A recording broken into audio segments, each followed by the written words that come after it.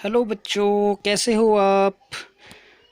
आपने हमारा पिछला वीडियो देख लिया होगा। हमने पिछली वीडियो में क्या किया था, मैं तेरा गुणनखंड गुणज तू मेरा में हमने ये पेज किया था, जिसमें एक बिल्ली जो है चूहे को पकड़ने की कोशिश करती है। बहुत ही बढ़िया गेम था ये। और आपको मैंने घर के लिए काम दिया था कि आपने अपने आप खुद करना है, तो आपने उम्मीद है कर लिया होगा। आज हम अगले पेज पे आते हैं। तो देखिए अब अगला, मोंटो का इंतज़ार। तो ये एक गेम है जो आप अपने बुक में ही खेलोगे। तो कैसे खेलनी है वो बताता हूँ मैं भी आपको।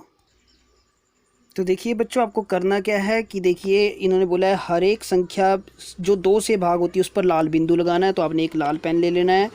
उन संख्याओं को जो 3 से भाग होती है उस पर पीला बिंदु लगाना है। तो आपने पीला ये ले लेना है, एक पेंसिल पीली ले लेनी है, ये वाली।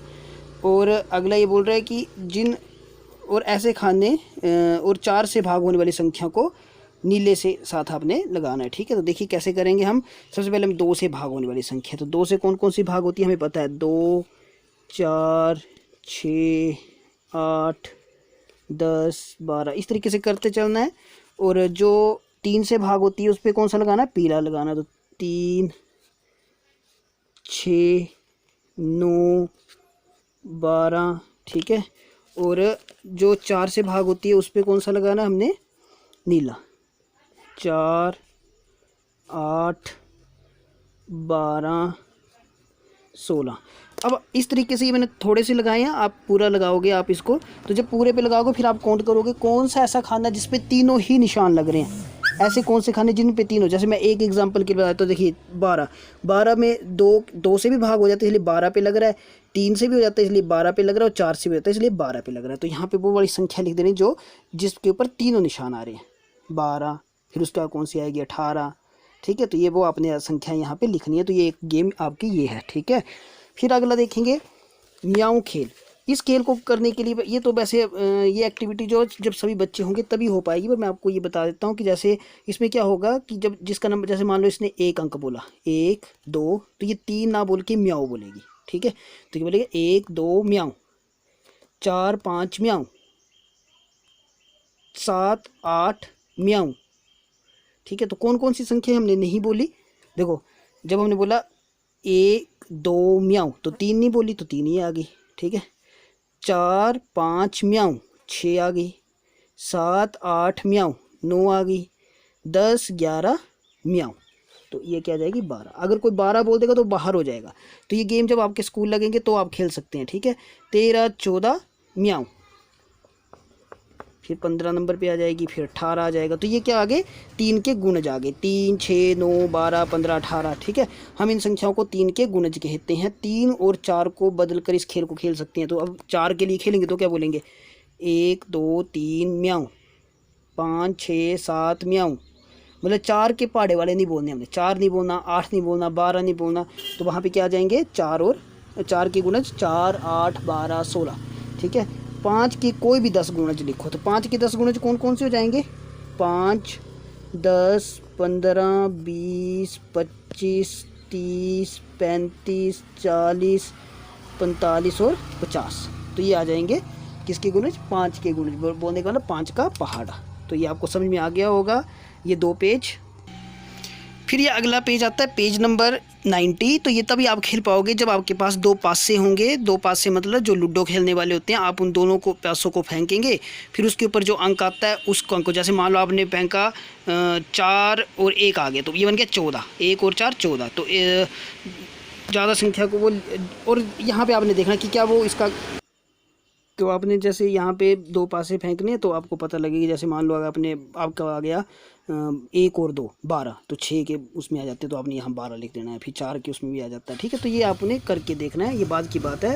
ये जब आपके पास दोनों पासे होंगे तो आप इसको करके देख सकते हैं। ये है आपका करने वाला, इसको मैं आपको करके बता देता हूँ। देखिए बहुत ही अच्छा क्वेश्चन है ये। इसमें आपको सभी कुछ समझ जाओगे कि हमने गुणज क्या होते हैं और साझा गुणज क्या होते हैं, या पूरी बात समझ जाओगे। देखिए कोई एक संख्या सोचो, अगर वो 3 का गुणज है तो उसे लाल गोले में लिखो, अगर वो 5 का गुणज है तो उसे नीले गोले में लिखो। ठीक है, ये तो तो हम ऐसे करते हैं कि 3 और पहले मैं 3 उसका वो लिख लेता हूँ। वैसे तो आपको संख्या सोचनी है, जैसे आप अपनी मर्जी से सोचिए 45, तो 45 क्या इसके इसमें आता है कि इसमें आता है, ठीक है, क्या दोनों में आता है, तो वो आपने सोच के लिखना है। पर चलिए उसको करने के लिए थोड़ी सी प्रैक्टिस करनी पड़ेगी।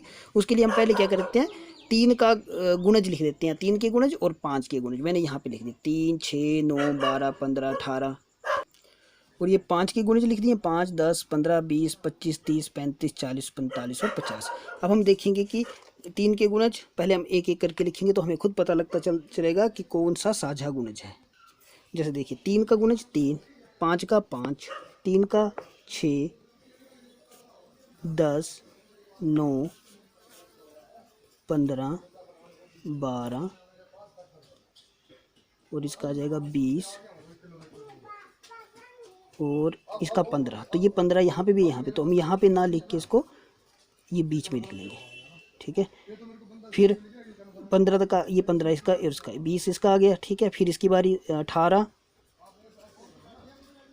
फिर 21, फिर 24, फिर 27 और फिर 30। तो इसका क्या आ जाएगा 25, और उसके बाद जो 30 आएगा वो यहाँ ना लिख के हम कहाँ लिखेंगे, इसके बीच में लिखेंगे। तो जो दोनों में आ रहे हैं ये दोनों के क्या है, साझा गुणज है।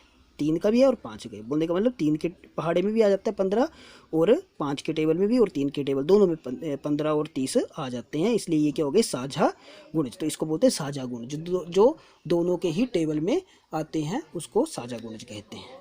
अब देखो ये पूछ रहे हैं कि क्या अगर हम 3 और 5 के साझा गुणज बैंगनी हिस्से में लिखते हैं तो क्या वो लाल में भी है? हाँ है, ठीक है, लाल और नीले में भी। हाँ, तो मैंने यहाँ से काट के लिखे, 15 और 30 लाल में भी था और बैंगनी में भी है। 15 यहाँ पे इसमें भी था, 30 जो है वो यहाँ पे भी आएगा, पर मैं यहाँ से काट दूंगा और यहाँ पे लिख दूंगा। तो 15 और 30 जो है दोनों के साझा है, इसलिए मैंने यहाँ पे भी लिखे और यहाँ पे भी लिखे और बीच में भी लिख दिए। तो अब दोनों की तरफ से काट के मैंने कहाँ लिख दिए, सिर्फ बैंगनी में लिख दिए। अब आगे बोल रहा है कि इसी तरीके से इन साझा गुणज में से सबसे छोटा कौन सा है, तो सबसे छोटा गुणज कौन सा है साझा गुणज में, 15।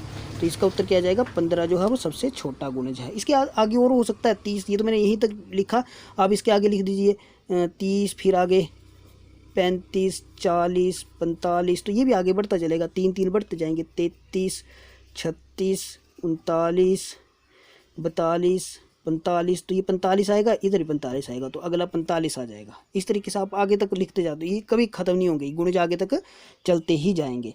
ऐसे 2 और 7 के साझा गुणज लिखिए, तो अब ऐसे ही आपने एक गोला लगा लेना 2 का और एक 7 का, फिर 2 का टेबल एक तरफ लिखना, एक तरफ 7 का, फिर देखना दोनों में कौन से साझा गुणज आते हैं। जैसे 14 आ जाएगा, ठीक है, पहला 14 ही आएगा, उसमें 7 दूने 14, उसमें 7 दूने 14, तो 14 इसमें आ जाएगा। तो इसमें तरीके से आप यहाँ पे इसके साझा गुणज लिखेंगे, ये आपका होमवर्क है, ठीक है बच्चों। तो ये आपको यहाँ तक पेज नंबर 91 तक आज काम हो गया, तो 91 तक समझ में आ गया ना।